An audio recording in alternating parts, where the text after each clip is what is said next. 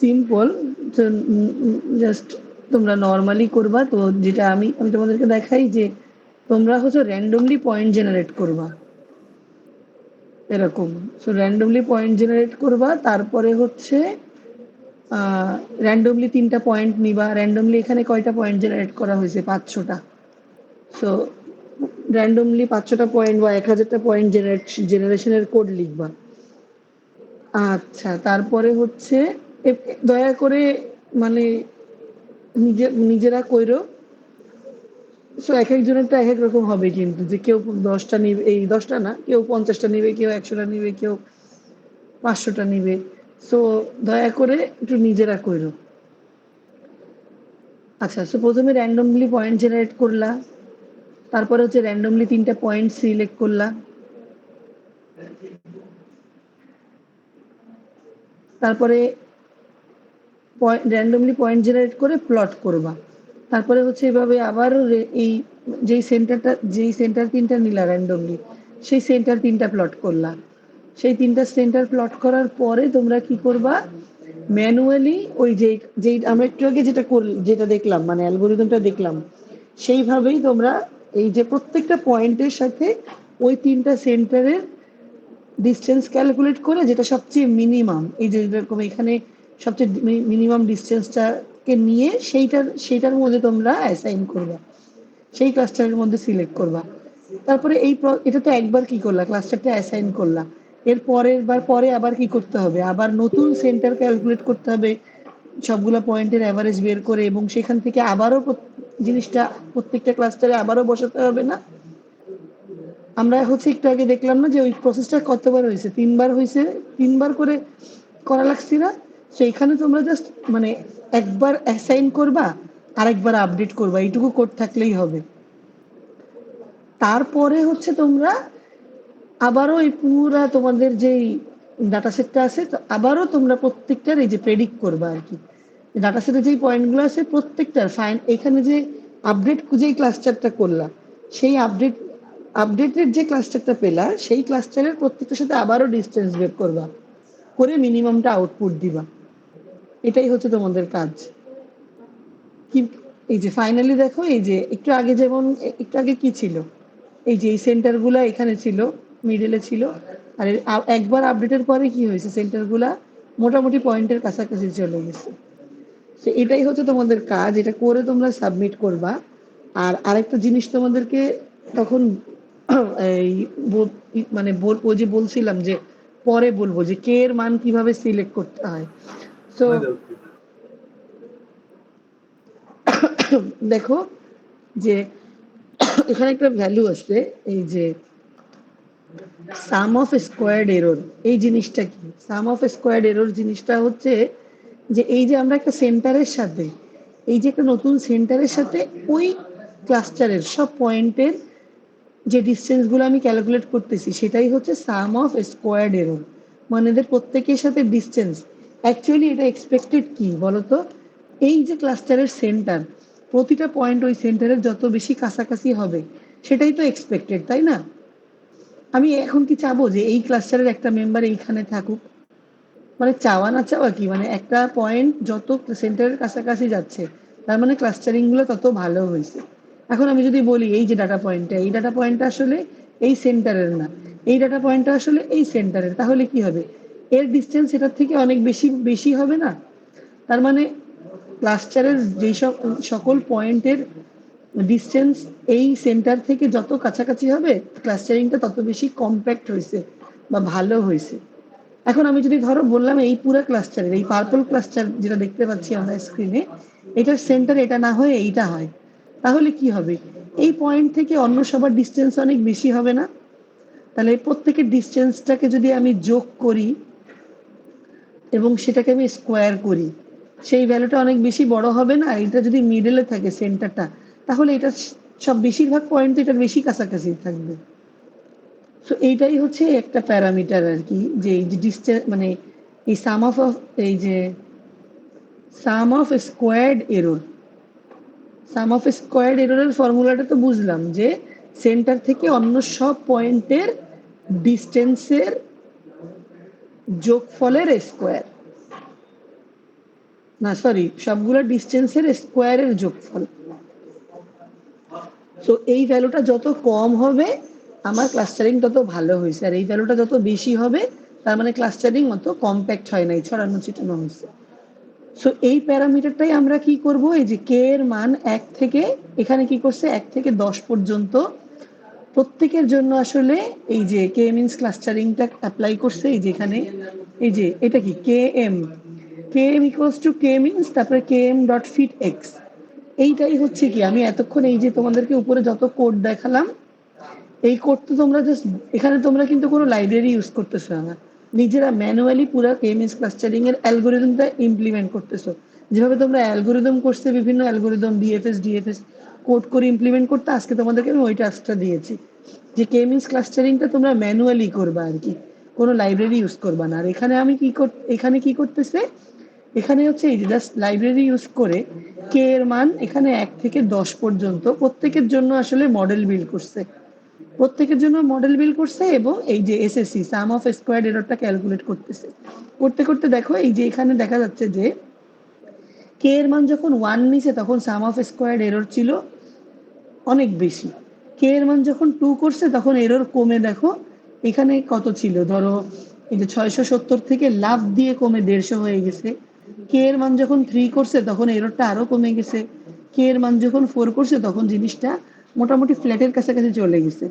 মানে কে এর মান যখন প্রথমে ইনিশিয়ালি বাড়াইছে এরর অনেক বেশি কমে গেছে, আর যখন আরো বাড়াইছে 4 5 6 7 8, কে এর মান যখন এরকম করতেছে তখন এরর কমতেছে, কিন্তু এটা মোটামুটি ফ্ল্যাট বলা চলে। তাহলে এখন ক্লাস্টারের সংখ্যা আমাদের কি, ক্লাস্টারের সংখ্যা যদি 10 হয় বা ক্লাস্টারের সংখ্যা যদি আমি 100 করি, যত বেশি ক্লাস্টারের সংখ্যা করব এরর তত কমে যাবে, বাট ক্লাস্টারের সংখ্যা অনেক বেশি হলে আমার কাজটা কোনো মিনিংফুল থাকবে না। তার মানে আমাকে একটা মোটামুটি মাঝামাঝি একটা জায়গায় যাইতে হবে যে যখন আমার এররও কম থাকবে এবং ক্লাস্টারের সংখ্যাও কম থাকবে। সেই জায়গাটাকে আমরা কিভাবে বলি, আমাদের এটাকে এই ছবিটা যদি আমরা দেখি, এই কার্ভটাকে কি আমরা আমাদের হাতের কনুইয়ের ভাঁজের সাথে মিল করতে পারি না? এই জন্য এটাকে এই টেকনিকটাকে বলে এলবো মেথড। এখানে এই যে টার্নিং পয়েন্ট যেটা, সেই জায়গা থেকে যদি আমরা কে এর ভ্যালু সিলেক্ট করি তাহলে আসলে দেখা যায় যে আমার ক্লাস্টারিংটা মিনিংফুল হয়, এররও কম হয়, আবার মানে ক্লাস্টারের সংখ্যাটাও কম থাকে। আমরা খুব বেশি সংখ্যক ক্লাস্টার বানালে আমাদের আসলে ক্লাস্টারিং করার উদ্দেশ্যটাই নষ্ট হয়ে যাবে। সেইটাকে এই টেকনিকটাকেই বলে এলবো মেথড, এবং এলবো মেথডের এই যে টার্নিং পয়েন্ট যেখানে, সেখান থেকে আমাদের আসলে একটা কে এর মান সিলেক্ট করতে হয়। সেখানে যদি আমি 3 থেকে 4 এর মধ্যে 3 4 বা 5 এই ভ্যালুর মধ্যে আসলে কে এর মান সিলেক্ট করি তাহলে আমার ভালোভাবে প্রপার ক্লাস্টারিং হবে। সো কে এর মানটা ইনিশিয়ালি কত হবে, 2 হবে না 3 হবে না কত হবে, সেটা আমরা আসলে এলবো টেকনিকের মাধ্যমে সিলেক্ট করতে পারি।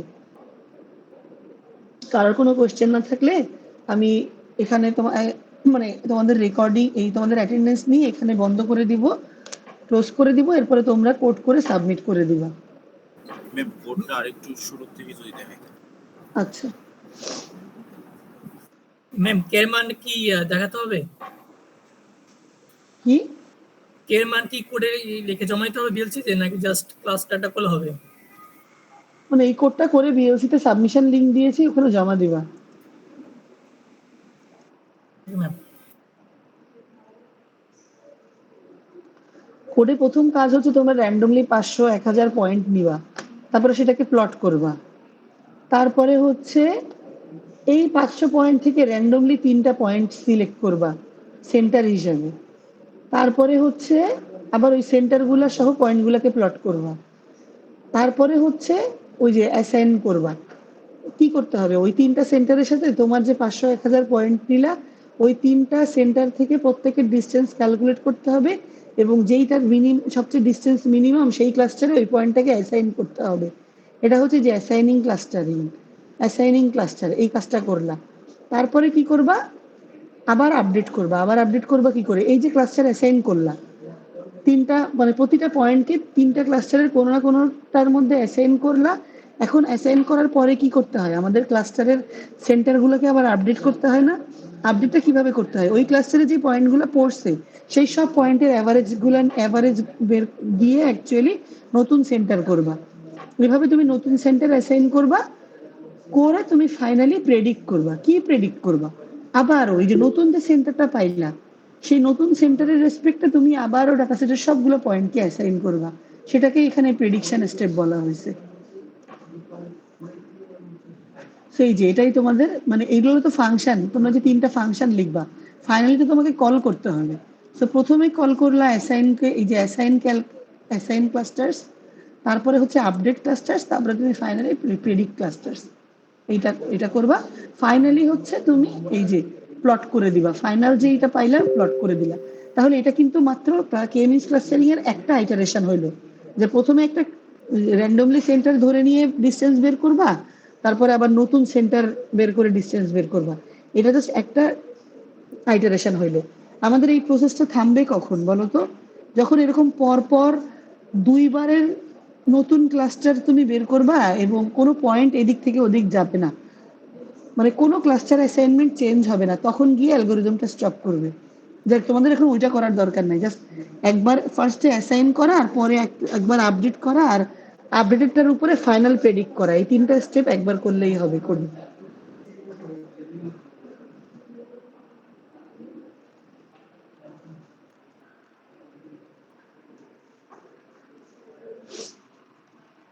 আছে আর কারোর কোনো কোশ্চেন?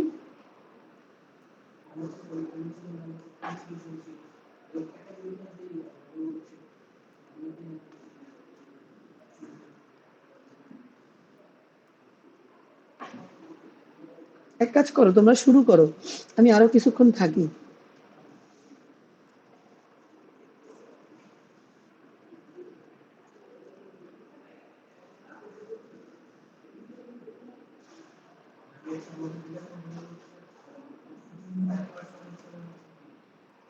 কোনো মানে কোনো কোশ্চেন থাকলে জিজ্ঞেস করতে পারো।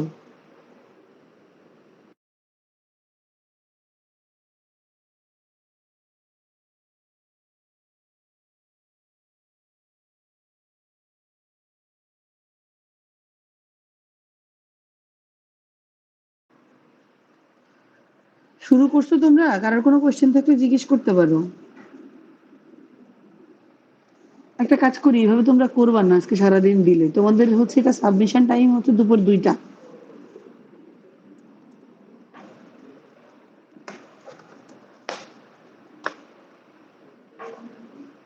ম্যাম শুরু করছি তো। হ্যাঁ, তোমরা এটা এখনই করে ম্যাডাম মানে 3টে যে পর্যন্ত জমা টাইম, জমা 2টা দাও। একটু কম হয়ে যায়।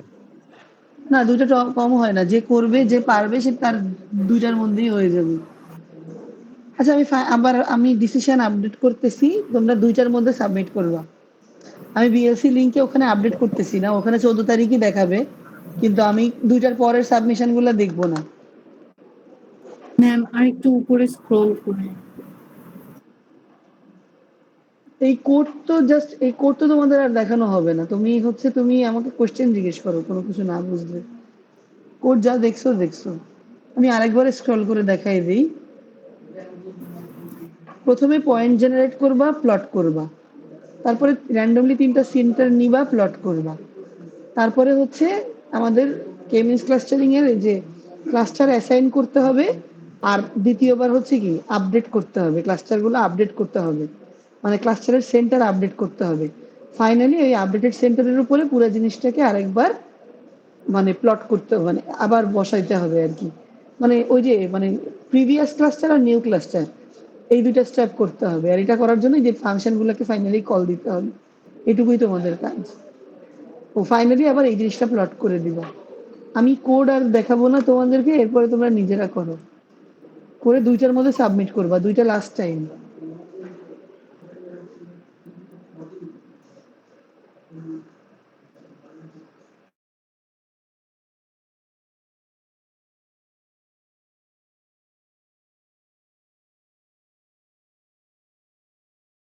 ম্যাম দুপুর 2টা না রাত্র? দুপুর 2টা। আর 1 ঘন্টা 20 মিনিট আছে তোমাদের, 1 ঘন্টা 20 মিনিটের মধ্যে সাবমিট করো। ম্যাম ভার্সিটিতে আছে ম্যাম, একটা কুইজ আছে আর প্রেজেন্টেশন আছে ম্যাম, যদি আজকে রাত্র পর্যন্ত টাইম দিতেন বাসা যেয়ে করতাম ম্যাম। ম্যাম প্লিজ একটু রাত পর্যন্ত টাইম দেন। Ma'am ji please ma'am. রাত পর্যন্ত টাইম দেন ম্যাম, বাহির আছে ম্যাম। যাদের এই মুহূর্তে ভার্সিটিতে ক্লাস আছে তারা আমাকে প্রমাণ জমা দিয়ে যাবা, আর বাকিরা এখনই করো। এটা টাইম 2টা পর্যন্তই। তোমাদের ল্যাব ক্লাস তো আমি এখন নিব, এটা তো আমি আগে থেকে বলে তোমাদেরকে নিতেছি। এমন তো না আচ্ছা যে আমি ম্যাম, ম্যাম স্যারের আপনি ক্লাস কি নেওয়া শুরু ভার্সিটি করবো। আছেন এখন? হ্যাঁ, ভার্সিটি আছি। আচ্ছা ম্যাম, ঠিক আছে।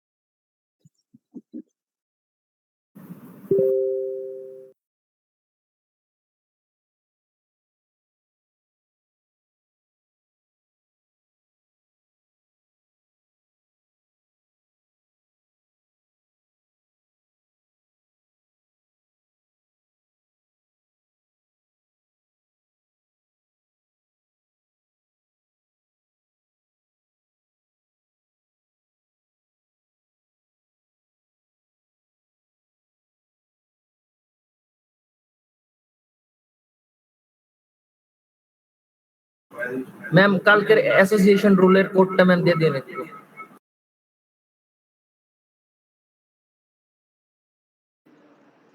এখন কি অ্যাসোসিয়েশন রুল মাইনিং এর কোড করবা?